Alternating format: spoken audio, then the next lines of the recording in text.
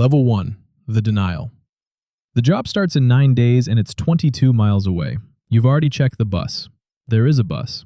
It runs to a transfer point 4 miles from the warehouse, and the last connection arrives at 6:52 a.m., which would be fine if your shift started at 7:30 instead of 6. There is no version of this where you get there on time without a car. So you sit in a dealership office on a Saturday with your pay stubs in a folder, and a man named Terry runs your credit while making conversation about the weather. The number comes back and his face does the thing. You've seen this face before. It's not unkindness. It's a small recalculation happening behind the eyes. A person moving you from one category to another in the space of half a second. 582. That's your score. You know it already. You check it on an app. Terry says he can do something. He always can. He walks you through to a different desk, and the different desk has a different lender, and the different lender says yes to a 2013 sedan with 141,000 miles at 21% APR over 72 months. You do the arithmetic while he prints things. The car costs $11,000. Over 6 years at 21%, you will pay roughly $8,000 for the privilege of having a 582 instead of a 720. You ask if there's anything else. He says with your profile, this is the offer.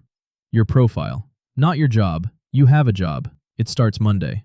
Not your reliability. A number produced by a history of being poor, used to make you poorer, generating the data that will keep the number where it is. You sign at 4:40 on a Saturday afternoon. Driving home, the car smells like someone else's air freshener, and the check engine light is off, and you feel something that isn't quite relief. You've solved the problem. You just paid $8,000 for a solution that a person with money would have gotten for free. The first rule: the poorer you are, the more everything costs. Not because anyone decided to punish you, but because your history is scored, and the score is priced, and the price makes the history worse. Level 2. The insurance.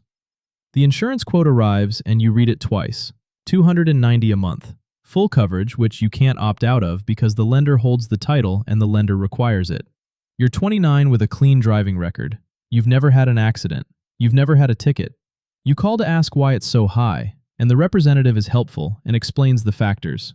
Your zip code, your credit-based insurance score, the gap in your coverage history from the 2 years you didn't own a car. The 2 years you didn't own a car because you couldn't afford one. That gap is now a risk factor. Not driving is evidence that you're a worse driver. You ask about the zip code. She says rates reflect claims data for the area. You live where you live because it's what you can afford, and where you can afford is priced as dangerous. And so you pay more to insure a car you bought to reach a job you needed to afford the place you live. Every one of these facts is defensible in isolation.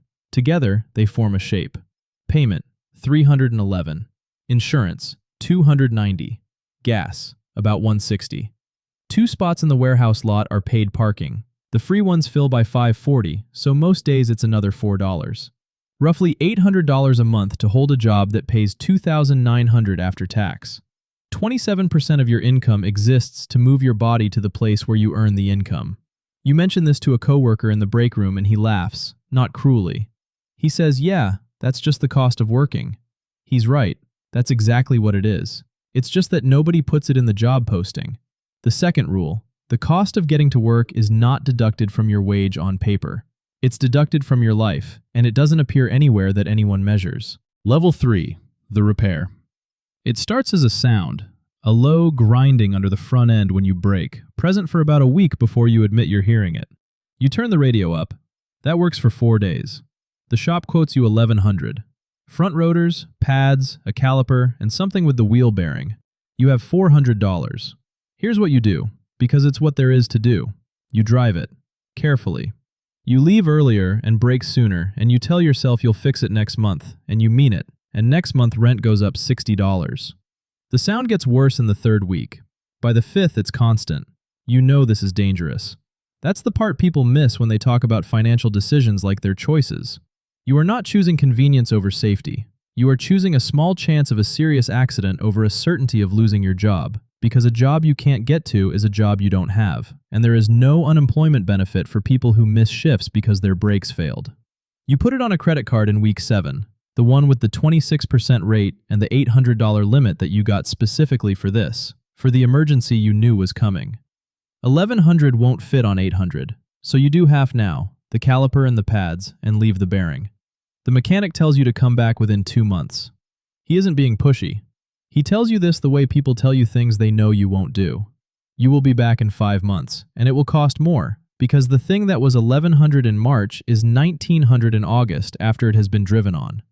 The third rule. Poverty isn't the absence of money. It's the inability to pay for things at the moment they are cheapest, which is exactly when everything is most expensive. Level 4. The morning it doesn't start. It's 5:20 on a Tuesday in February, and the key turns and nothing happens. Not a struggle, a click, and then silence, and then the specific quality of quiet that a dead battery makes in a cold parking lot. You sit for a moment with both hands on the wheel. Then you start moving, because there's a clock now.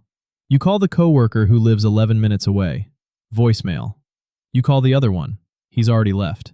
You open the rideshare app and the fare to the warehouse is $41, surge pricing, because it's 5:20 in February and everybody needs to be somewhere.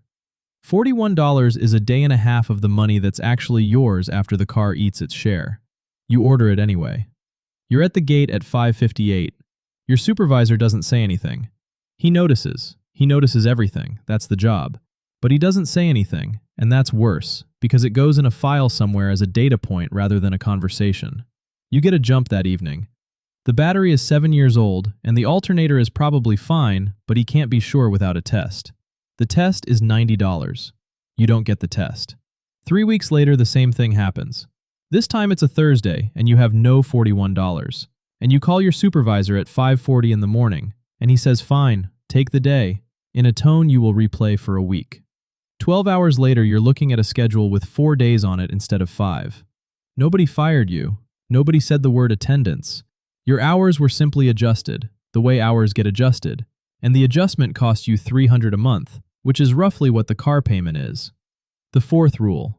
At this level, one broken part doesn't cost you a repair. It costs you the job that pays for the repair, and nobody involved has to do anything cruel for that to happen. Level 5. The math that doesn't close. You sit down at the kitchen table on a Sunday with a piece of paper, which you have been avoiding for a year. 6 years of payments at $311. That's $22,392 for a car that cost $11,000 and was worth $6 on the day you drove it home. Insurance across those years, about $20,000. Repairs so far, $5,800. The bearing that was $1,100. The battery, twice. The transmission service you skipped and then couldn't skip. The car is currently worth about $2,800. You look at the total for a while, and here's what you understand, sitting there with a pen you've stopped using. You never made a bad decision. Not one. Every single choice, taken on its own day with the options actually available to you, was the correct choice. Taking the job was correct. Buying the car was correct. The bus didn't work, and there was no other car at any other price. 21% was correct because it was the only rate offered. Driving on the brakes was correct because the alternative was losing the income that pays for the brakes. Taking the rideshare was correct. Taking the day off was correct. You would make every one of these decisions again, and you would arrive here again. That's the part that's hard to explain to somebody who has never been inside it. They hear the story and they look for the mistake, because there's always supposed to be a mistake. A moment where a wiser person turns left instead of right. There isn't one. The whole thing is a corridor. You can walk it well or badly, and walking it well gets you to the end of the corridor slightly less damaged. And the corridor still only goes one direction. The fifth rule. You were never choosing between good and bad. You were choosing between expensive and more expensive. And the only people who get to choose something cheaper are the ones who already have money. The job starts in 9 days and it's 22 miles away. Somewhere right now, someone is checking a bus route on their phone in a parking lot, adding up the transfer times, and finding out that the last connection arrives 38 minutes too late. They will sit in a dealership office on a Saturday with their pay stubs in a folder. A man will run their credit and make conversation about the weather, and when the number comes back, his face will do the thing. Not unkindness, just a small recalculation happening behind the eyes. He'll say he can do something. He always can.